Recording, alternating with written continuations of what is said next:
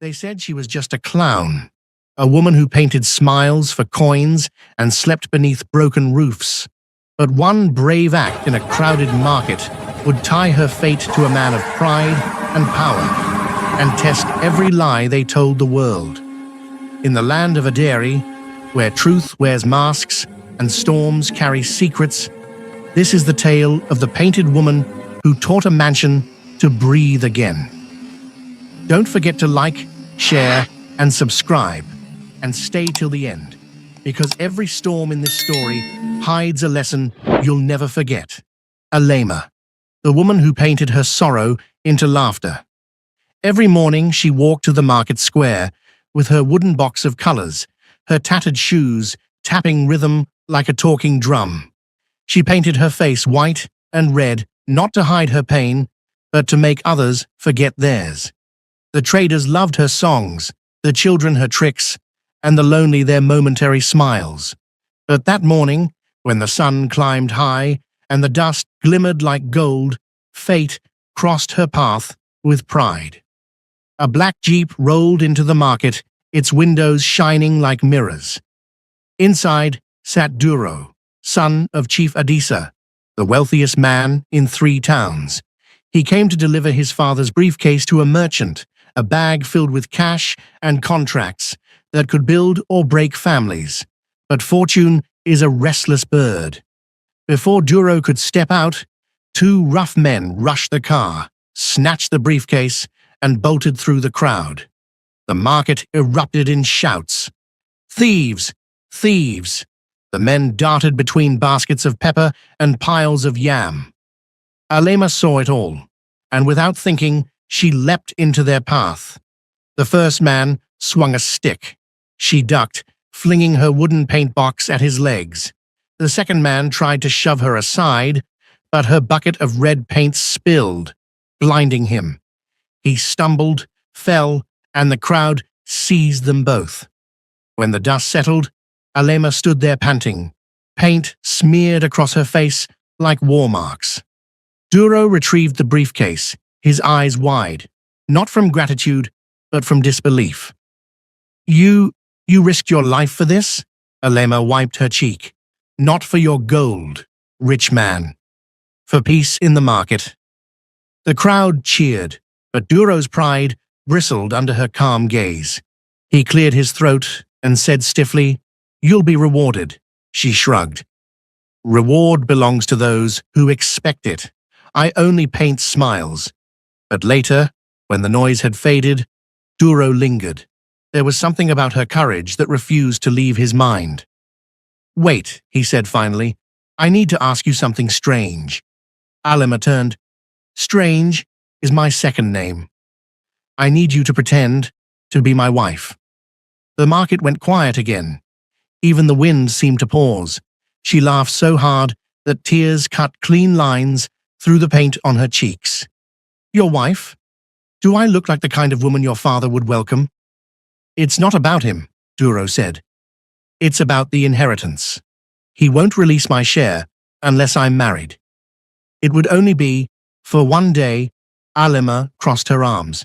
"And what do I get for selling my freedom, even for a day?" 10,000 naira, he said quickly. 10,000, she smirked. "You insult the gods of labor. 50,000, and I'll wear your lie." "Fine," he said after a long pause. 50, not a coin more."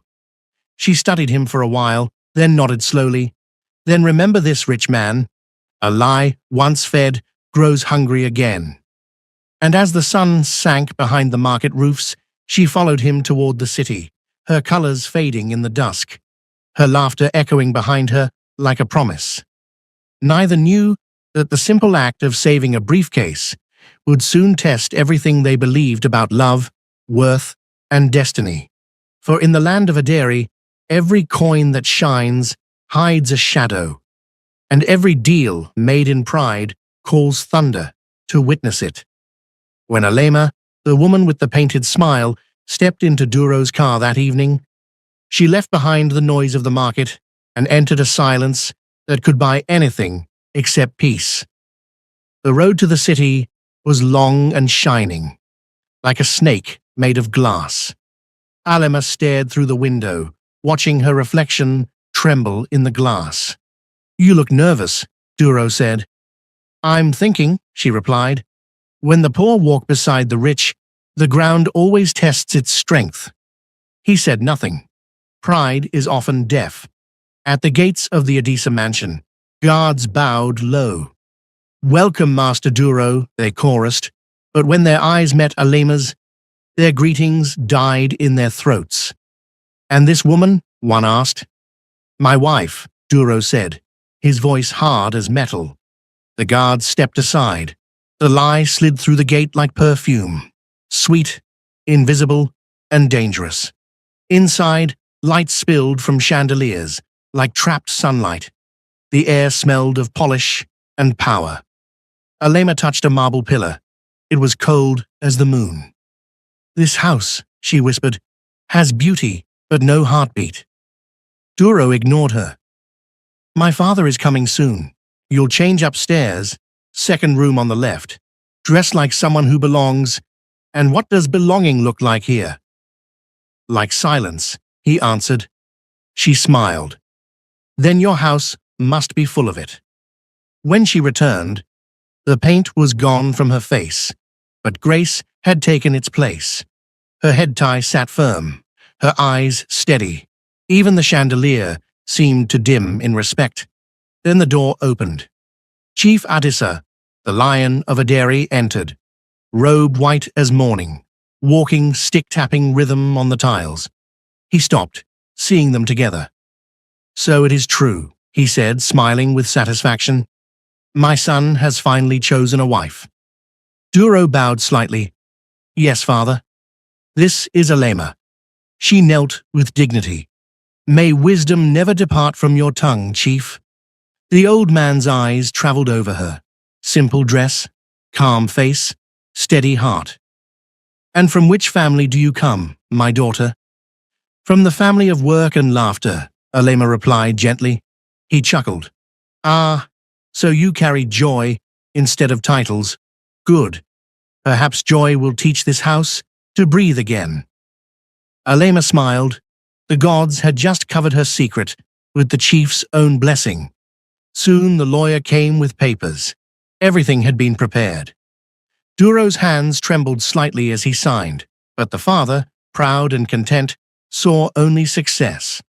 When it was Alema's turn, she paused. "You forgot something," she said softly. "What?" Duro asked, pretending impatience. "The words. You must ask me properly." The chief laughed deep from his chest. "Ha! Even the quiet river asks for respect before you fetch its water. Go on, my son. Ask her properly." Duro knelt, awkward, uncertain, but trapped in his own game. "Alema," he said, "will you marry me?" She tilted her head. "Try again." He swallowed. "Please, Alema, will you marry me? I promise to stand beside you. Always." Her eyes softened. "Now I can sign." As her pen touched the paper, thunder rumbled far away, like the gods reminding the wind to watch this house carefully. That night, when the chief retired, Alema stood by the window, looking out over the sleeping city. Duro paced behind her. "You were convincing," he said. She replied, "Lies are easiest to tell, when the heart is honest about its hunger." He frowned. "You talk in riddles." "That's because truth hides in riddles until it is safe to come out." She turned toward the window, the moonlight painting her face silver, and the griot's voice, low and wise, drifted through the night. "A mansion may hide faces behind masks, but truth, truth always finds the window." The thunder answered softly, as if agreeing. Days passed in the Edisa mansion, like a slow river pretending to sleep. The servants bowed, the guards saluted, and Alema walked its silent corridors like someone searching for air. Her laughter, once wild in the market, now whispered softly against polished walls that never echoed back. Yet Chief Edisa, sharp as the thorn that guards the rose, watched her quietly. He was a man who had built his life on caution. Gold had taught him that not all that shines is safe. Now he studied Alema the way a hunter studies footprints, each movement a clue, each word a shadow. One morning, as the cock crowed far beyond the city walls, he called her to the veranda. "Alema," he said, "you are new to this family, but every woman who joins the Adisa clan must be tested. It is our tradition." Alema bowed. "What kind of test, Baba?" He smiled kindly. "Nothing hard, only to see how well you understand the heart of a home." He placed 3 things before her: a basket of ripe fruits, a cloth of silk, and a small clay pot filled with soil. "Choose one," he said. "What you pick will tell me what kind of wife you are." Alema looked at them silently. Duro stood behind his father, watching with unease. He hadn't expected a test. The lie between them trembled like thin glass. She touched the fruits. Sweetness fades. She touched the silk. Beauty burns when fire comes. Then she knelt beside the clay pot and smiled. "But soil," she said softly, "even when poor, can still grow something if watered with patience." The chief stared at her for a long moment, then nodded slowly. "Wise words. The market must have taught you much." Alema smiled faintly. "The market teaches survival. The heart teaches truth." When she left, Duro followed her down the corridor. "You're making him like you too much," he whispered. "Is that not what you wanted?" she replied. "No. I wanted him to believe we are married, not that you are perfect." Alema turned to him, eyes calm but sharp. "Truth has a way of shining, even through borrowed rings." He said nothing. Pride warred with gratitude inside him. That evening, during dinner, the chief spoke again. "Duro," he said, "your wife has wisdom." Perhaps more than you realize, Duro forced a smile. "She is unique." "Yes," said the chief, his voice low and thoughtful. "Unique, but the moon sometimes hides its true face behind clouds, and I intend to see the sky clearly." Those words carried more weight than thunder. Later that night, when the candles had burned low, Alema heard footsteps outside her door. Through the small gap, she saw the chief speaking in hushed tones with a servant. "Watch her," he said. "Find where she goes, what she does when I am not looking." Alema's hand tightened around the window frame. The mansion was no longer a house. It had become a cage of eyes. Still, she did not fear. She whispered to herself, "The truth does not fear being watched. Only lies shiver under daylight." The next morning, the chief sent her to deliver a sealed envelope to the town council. Unaware, Duro followed from a distance. Curiosity had taken root in him too. Along the way, Alema stopped at a small kiosk and gave coins to a beggar woman with one leg. She opened the bag and placed half of its contents in the woman's hands. Duro watched, confused. When she reached the council hall, the envelope was still sealed, its weight unchanged. Later, when the chief opened it and found every coin intact, he smiled quietly to himself. "The gods test us through the eyes of others," he murmured. "And sometimes, the poor wear crowns of honesty." That night, as rain tapped against the windows, Alema stood again, by her favorite spot. The wind brushed her face, bringing the scent of earth and thunder. And the griot, somewhere in the rhythm of the storm, spoke softly.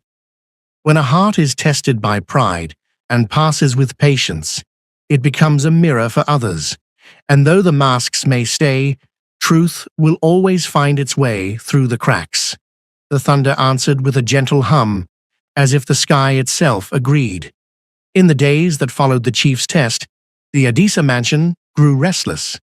Duro walked its long corridors like a man hearing footsteps behind him. Every glance from his father felt like a question wrapped in silence, and every glance toward Alema carried an answer he did not want to admit. She, meanwhile, filled the house with small life. The servants, once stiff as statues, began to hum again. The kitchen smelled of pepper soup instead of polished emptiness. Children from the compound gate came to watch her feed birds in the garden. Even the chief's parrot, once too proud to speak, began to greet her each morning with, "Welcome, mother of laughter." But Duro watched from the balcony, confusion twisting in his chest. He told himself it was annoyance. Yet when she laughed, something in him loosened, and that frightened him more than his father's suspicion. One evening, the chief called them to dinner. The table glittered with wine and candlelight. Thunder murmured far away, like an audience waiting for truth. "My children," said the chief, "the council has asked that I host a banquet next week. Family, partners, and friends will attend. I want them to meet my son's wife." Duro's heart stumbled. Alema's hand froze mid-air. A banquet meant many eyes, eyes that could see through the thin cloth of lies. "We'll be ready, father," Duro managed to say. "Good," replied the chief. "Let the world see what love built." His words fell heavy between them, like a blessing wearing a crown of thorns. Later that night, Duro confronted Alema in the corridor. "This has gone too far," he hissed. She met his gaze calmly. "You said one day, and it has become many. The river cannot promise to stop. Once it has found its flow, you don't understand. My father's friends will ask questions." "Then answer them," she said, "or learn to listen instead of perform." Her tone carried no fear, only quiet power. He stared at her, realizing for the first time that her courage was not noise, it was stillness.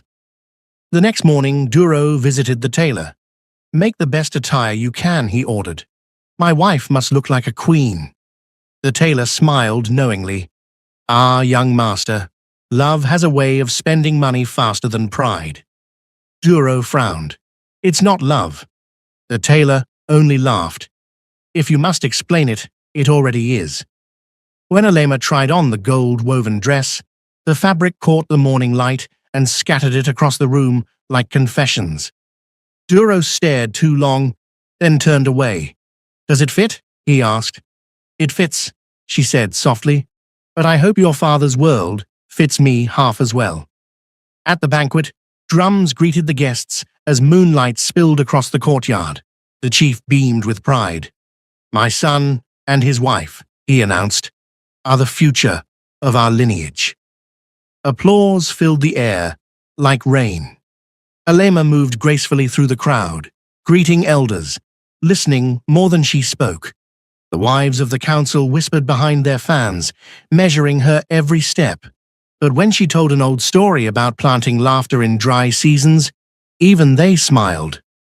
Duro watched, chest tight with something dangerously close to admiration.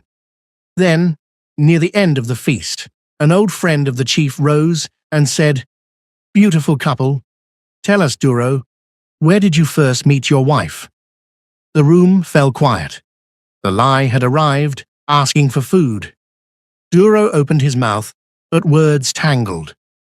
Alema placed her hand gently on his arm. "In the market," she said, smiling. "He lost something, and I helped him find it." The crowd laughed warmly, thinking it a romantic tale.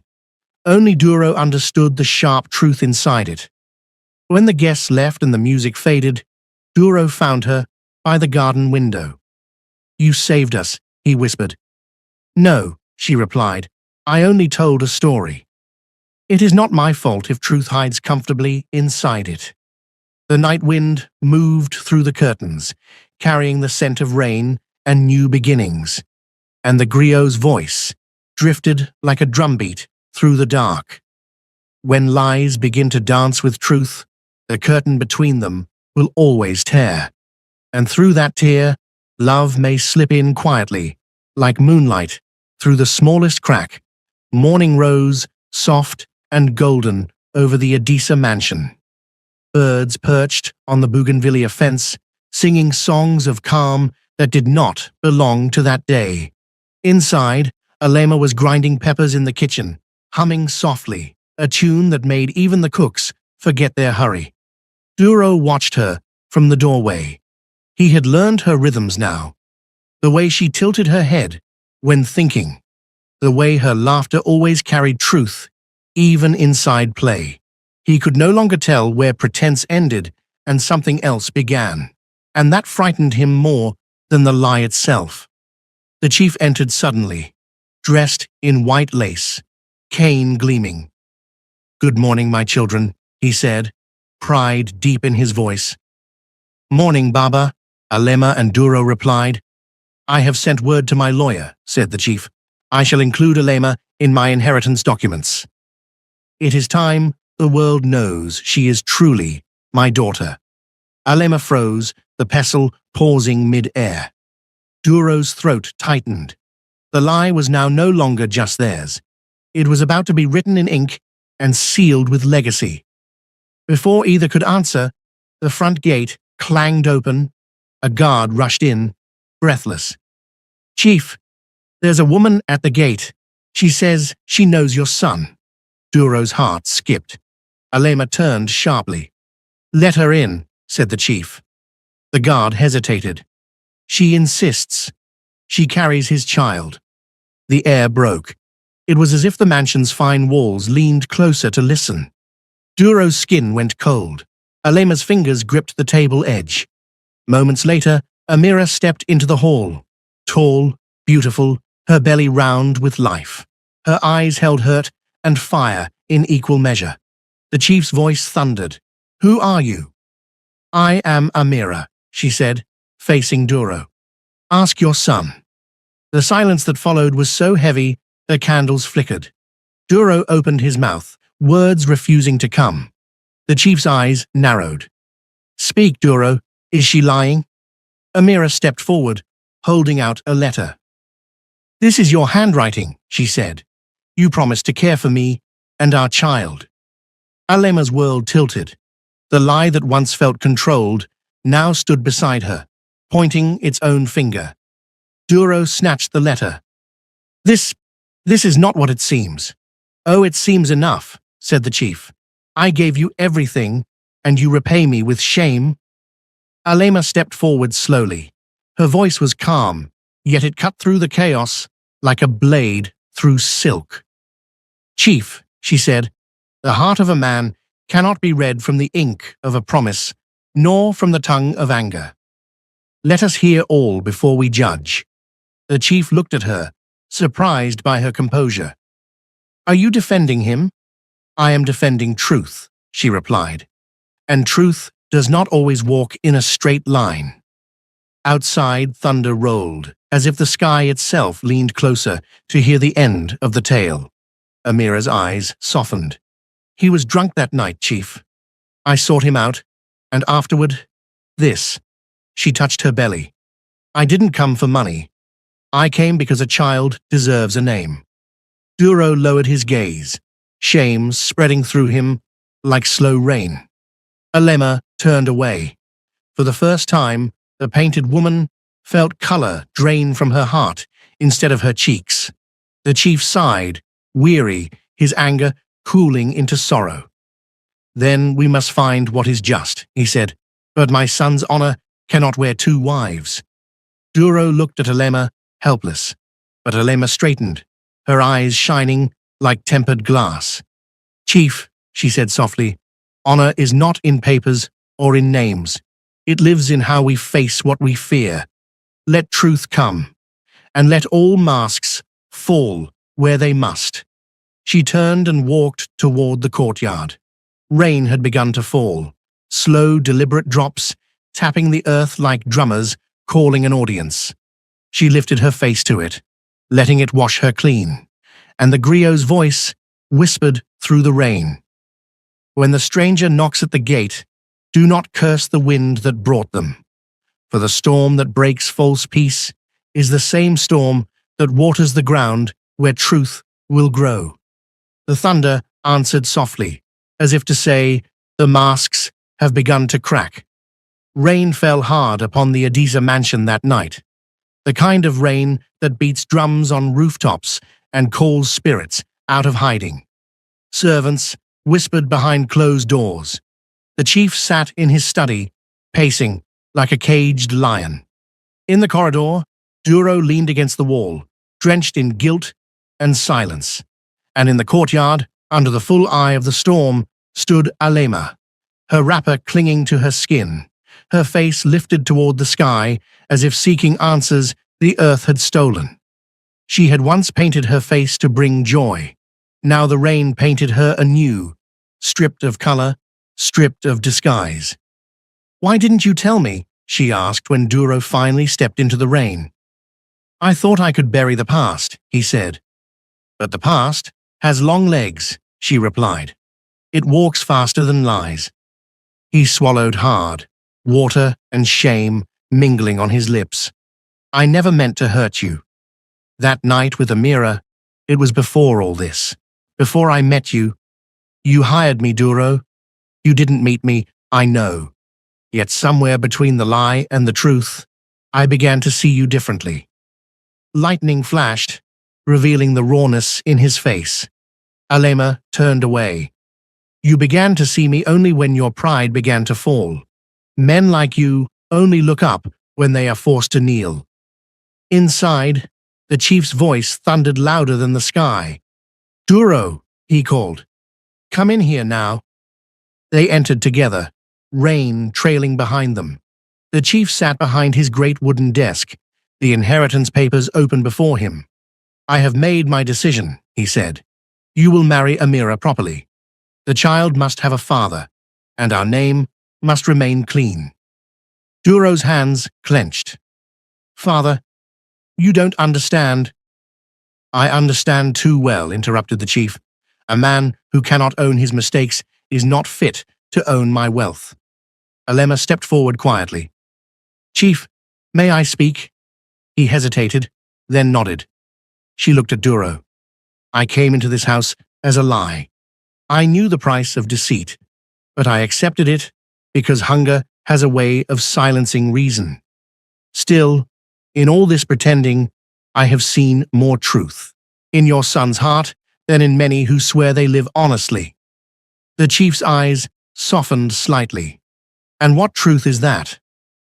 "That love is not born perfect," she said. "It grows out of broken things, like new roots from cracked soil." The room fell still. Even the rain seemed to listen. Amira entered then, her steps slow but firm. "I will raise this child, Chief," she said, "but I will not force a man to stay out of pity. I only came for acknowledgement, not a throne." She placed the letter on the desk and turned to leave. But before she reached the door, a voice echoed from outside, the voice of the town messenger. "Chief Adisa, the council awaits you. The flood has broken the lower bridge."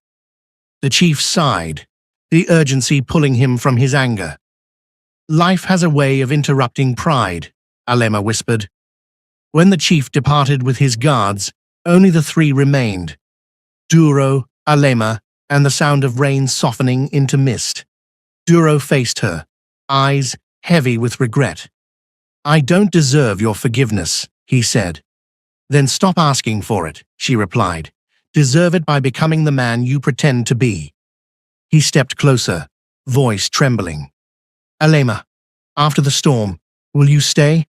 She looked at him, her eyes carrying both pain and peace. "The storm does not end, Duro. It only moves. But if you wish to follow the rainbow, walk in truth, and maybe, just maybe, I will meet you there." She turned toward the courtyard once more. The rain had almost stopped. The air smelled of wet earth and new beginnings.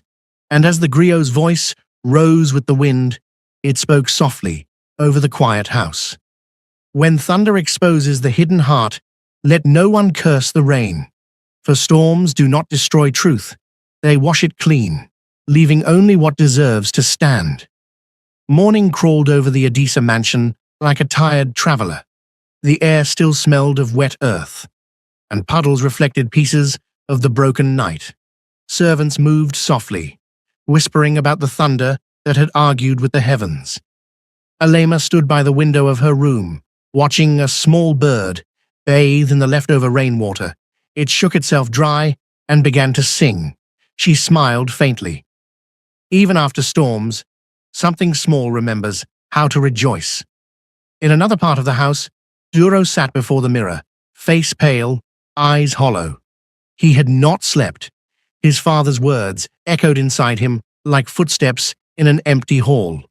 A man who cannot own his mistakes is not fit to own my wealth. For the first time, he felt poorer than the woman he had tried to buy. When the chief returned from inspecting the flooded bridge, the air in the mansion thickened again. He entered the sitting room, cane striking marble with authority. "Duro," he said, "the council awaits our donation for the victims. It is time you learn what responsibility feels like. You will lead the aid convoy." Duro nodded. "Yes, father." Then the chief turned to Alema. "You will go with him. The people will trust a woman's compassion more than a man's promises." So the two set out together in the old family truck, its tires hissing through muddy roads. The sky was washed clean, the fields glittering with water like scattered silver coins. Children waved as they passed. Women in wrappers sang to lift the weight of the flood. Alema handed out bags of rice and clothes, her laughter warming tired faces. Duro worked beside her, his hands clumsy at first, but growing steadier. When an old woman blessed them with dusty palms, she said, "A hand that gives learns faster than a hand that counts." Alema met Duro's eyes. He nodded silently. By dusk, the truck was empty, but their hearts were heavy with something new. Quiet understanding. As they drove back, Duro broke the silence. "I used to think love was something you controlled," he said, "like business. You plan it, you invest, and you expect return. And now," she asked, "now I know it's more like the rain. You can't stop it when it comes, and you can't make it fall when it won't." Alema looked out the window. "Rain feeds the soil, Duro, but it also washes away what cannot stand. That is its mercy." When they reached the mansion, the chief waited at the gate. He had heard of their kindness from the villagers. "Ah," he said, smiling faintly, "perhaps this flood washed more than mud away." He looked at his son. "Tell me, Duro, what did you learn from the storm?" Duro took a long breath. "That wealth without humility is drought, father. And that the woman I called a clown carries more honor than all my gold." The chief's eyes glistened. "Then the river has finally met the sea. My work as a father is almost done." He placed his hand on Alema's shoulder. "You came into this house with color on your face, but it is your heart that painted this family anew." Alema bowed, emotion catching in her throat. "I only gave what I had," she whispered. "Truth." That night, under the calm sky,